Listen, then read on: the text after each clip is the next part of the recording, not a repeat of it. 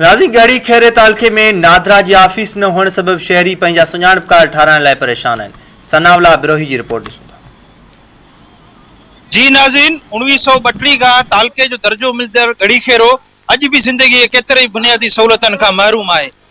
NADRA office न हुजण सबब गढ़ी खेरे वासियुनि खे सख़्त तकलीफ़ूं दरपेश आहिनि।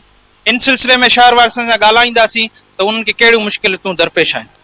गढ़ी खैरो वो वाहिद बदकिस्मत तालको आहे जेको ब्रिटिश दौर में ठहियो, जेको आज़ादी पाकिस्तान खां बि अॻु में, पर 1932 में, पर अॼु ॾींहुं ताईं उन में नादरा ऑफिस जी सहूलियत मौजूदु न आहे।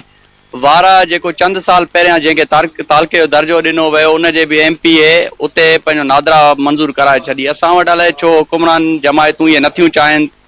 2 लख खां वधीक आबादी रखंदड़ तालके गढ़ी खेरो जेको हुए त बुनियादी सहूलियतनि खां महरूम आहे, पर नादरा जहिड़ी अहम ज़रूरत जेका आहे उहा बि हिते पूरी कोन थी सघी आहे।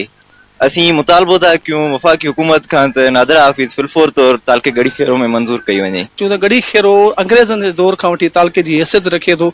अफ़सोस सां चवणो पए थो असांजा हुकुमरान पाकिस्तान ठहियो आहे, इन खां वठी हिन वक़्त ताणी असांखे नादरा जी सहूलियत न आहे मिली, गैस जी न आहे मिली, बल्कि जेको बुनियादी हक़ आहे गढ़ी खेरे तालके खे नज़रअंदाज कयो आहे मुकमल तौर। गढ़ी खेरे शहर जा बुनियादी जेके मसला आहिनि जंहिंमें अहम हिकिड़ो मसलो आहे नादरा ऑफिस।